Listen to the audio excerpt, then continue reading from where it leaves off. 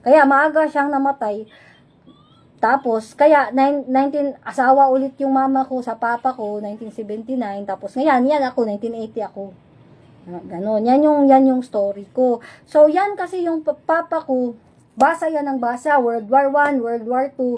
Ang term kasi yan sa German kasi neutralize. Meaning yan talaga, guys. Kung titingnan mo, disarm, mga ganon. Pero ito guys, ito ha, kasi hindi na ako mag-sugarcoat kasi guys. Okay? Pwede naman ako mag-sugarcoat, disarm, ganyan. Pero ang totoo talaga niyan, kung magsasalita yung mga dating mga kasama, yung mga si Papa, level na Hector, Popoy Lagan, mga super close.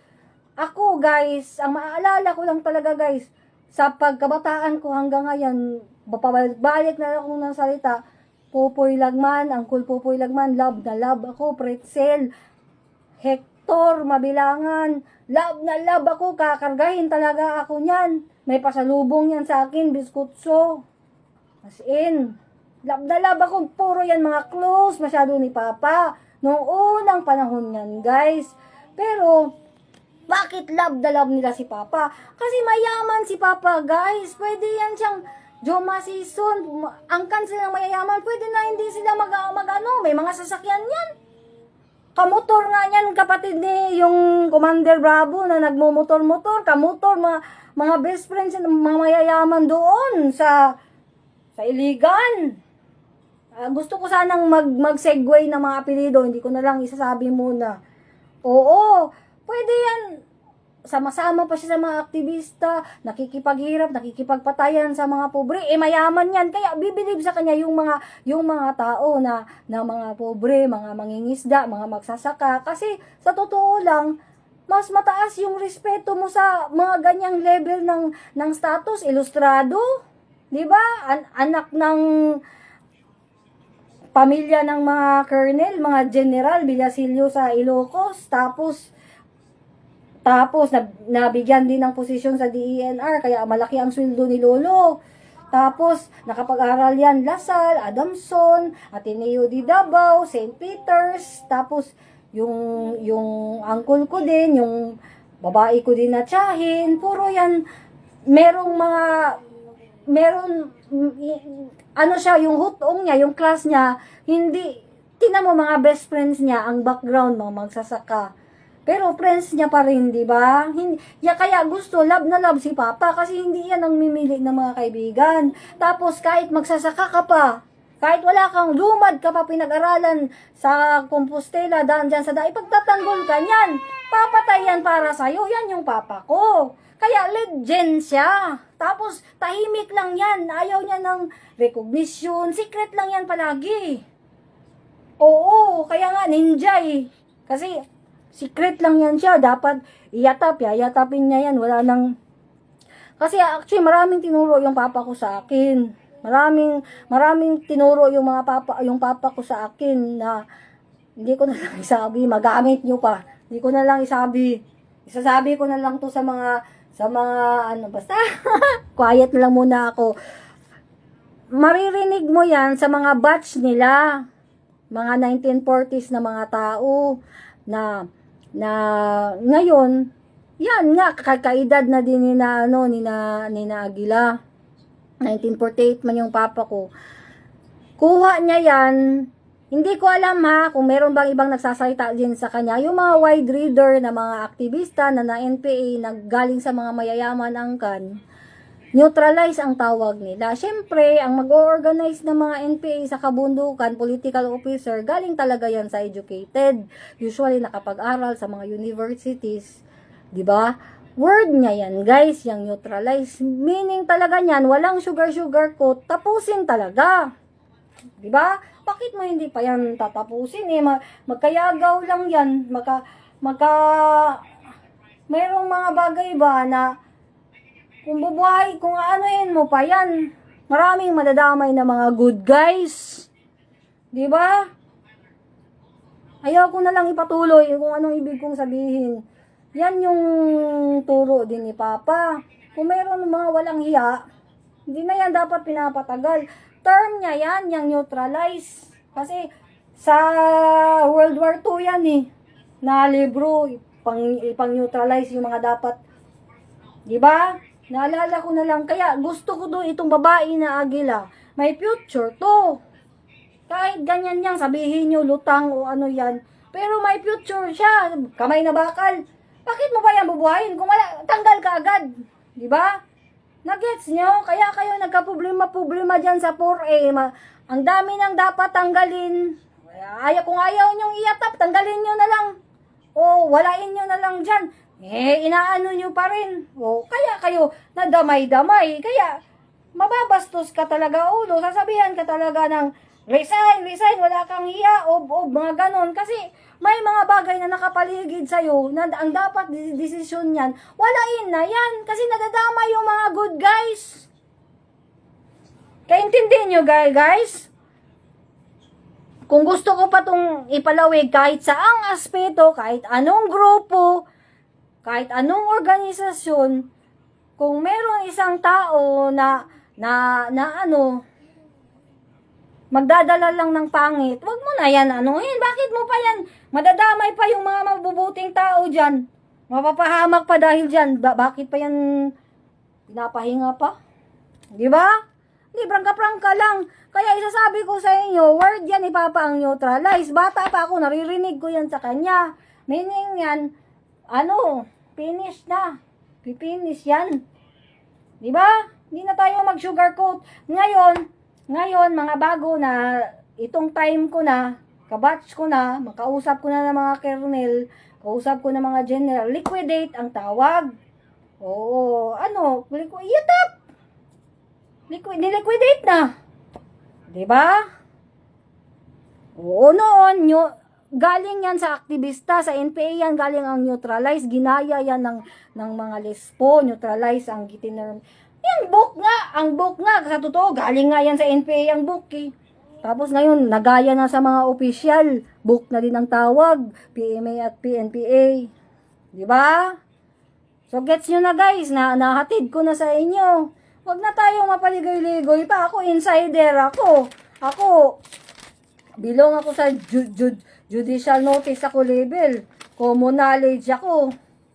Di ba? Hindi. Admissible sa court ang judicial notice. Ha? Common knowledge. I-research nyo. Lalabas yan. Di ba? Merong mga ganyang bagay na bakit pinaniniwalaan si Amasuna? Kung anong gusto niya, biglang sinusunod ng kahit sino pang partido. Bakit? Dahil nga yan. Meron akong credibility. Yan palang face value ko. Yan palang pagsalita ko. Hindi na kailangan ng resibo. Diba? Yan yun. Kasi surveillance ako, bata pa man. Hanggang ngayon, may mga bagay na ganyan. Guys, naintindihan nyo na. Okay? Judicial notice na level, honored yan sa ICC. Okay? So, kung hindi nyo yan sasabihin nyo na, papatayin, bigyan nyo ng baril, tapos ipaano nyo, tapos patayin nyo. Kahit pa isabi niya pa yan, sinabi na nga yan na naka-out, di ba? Pero, pagbasa mo sa sabi niya, may ang circumstansya na evidence na kung titingnan mo, may intent ka na ha, nagawin yan. Oo. Yan? Pasok yan. Grounds na din yan. Diba? So, huwag ka nang maghanap ng kung ano-ano pang ebidensya kasi sa confirmation charges pa nga tayo. Wala pa tayo sa trial. Nagets nyo? Pinapaintindi ko lang kayo ba para hindi kayo masabihan na ano ba to, mga hindi naman to sila paikot-ikot.